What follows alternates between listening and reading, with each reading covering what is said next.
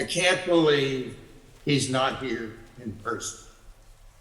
I would have expected at any time to be able to pick up the phone as usual and talk with him.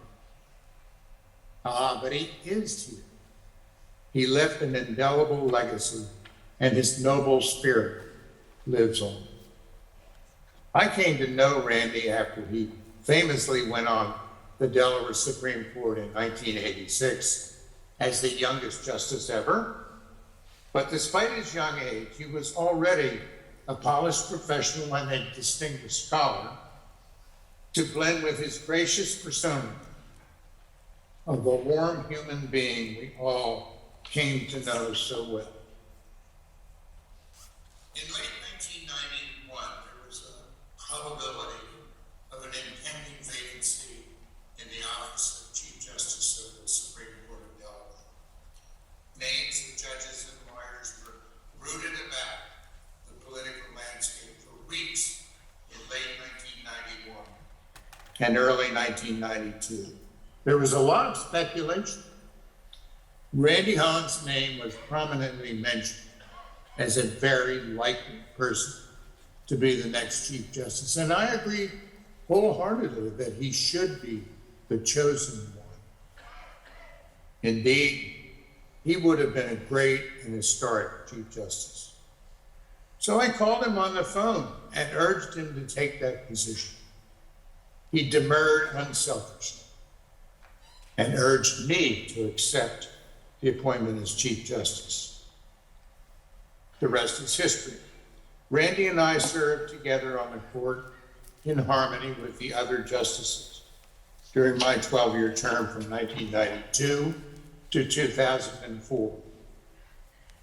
Randy had a glowing reputation as a mentor to young lawyers in shaping their careers. Actually, Randy was a mentor to me. As Chief Justice, I was a rookie. I knew about being a Chief Justice of a 5-member appellate court, stemming from my being involved as an advocate for 34 years. I did not know anything about the inner workings of the Supreme Court. Soon after I was sworn in as Chief Justice in 1992, I asked Randy to sit down and give me a tutorial on how to function as a Chief Justice. And he said simply, Norm, you don't need a tutorial. You know there are 5 justices, and you just need to be able to count to 3. This was an example of Randy's extraordinary sense of humor that blended in nicely with his brilliance as a judge and his kindness to everybody. He was well loved by everyone with whom he interacted. And this can clearly be attributed to his brilliance, hard work, unselfishness, and kindness. Aside from his many other attributes, he was an extraordinarily gifted public speaker whose delivery and articulation, usually without any notes, was brief, solid, and persuasive. Randy served, seemingly without trying, as the intellectual and political glue to bring the 3 branches of government in Delaware together. He was appointed to the court in bipartisan fashion for over 30 years by 3 governors from both political parties. He was confirmed unanimously by senators of both parties. Indeed, we need only to witness the sincere tributes from the leaders of the branches of government following his passing. For the judicial branch, Chief Justice Sykes, who served on the Supreme Court as a colleague during Randy's final 2 years on the court, said, Randy, this is a quote, Randy served on the Delaware Supreme Court for over 30 years. He wrote cogent and authoritative opinions in all areas of the law that have withstood the test of time. He championed the highest ethical standards for Delaware lawyers and judges. As president of the American Inns of Court, he worked to further its nationwide mission to improve the skills, professionalism, and ethics of the bench and bar, end of quote. One of the most gracious statements about Randy came from the legislative branch. At the request of the Delaware Senate Majority Caucus, Randy was consulted with the caucus about the application of a novel and challenging provision of the state constitution.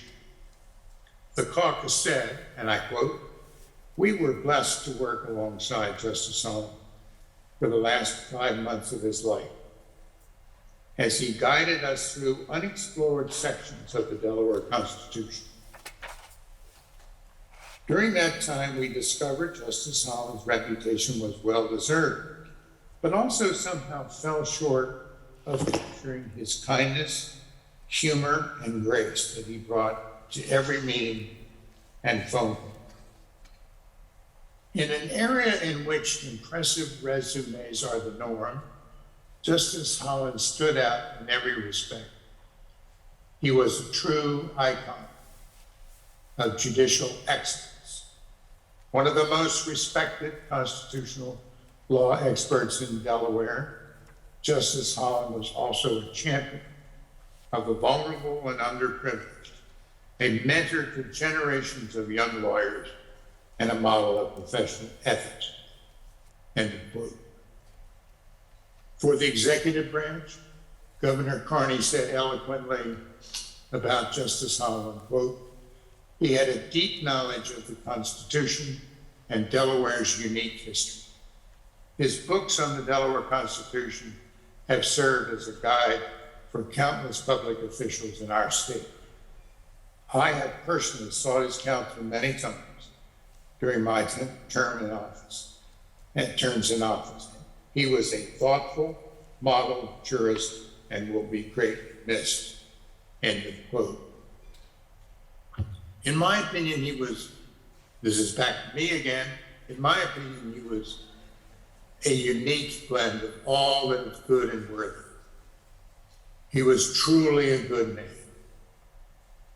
His son Ethan said about him, quote, "He was a very tender man and he believed in people. He was genuinely kind," end of quote. We all were honored to have known Randy as a family member, colleague, and friend.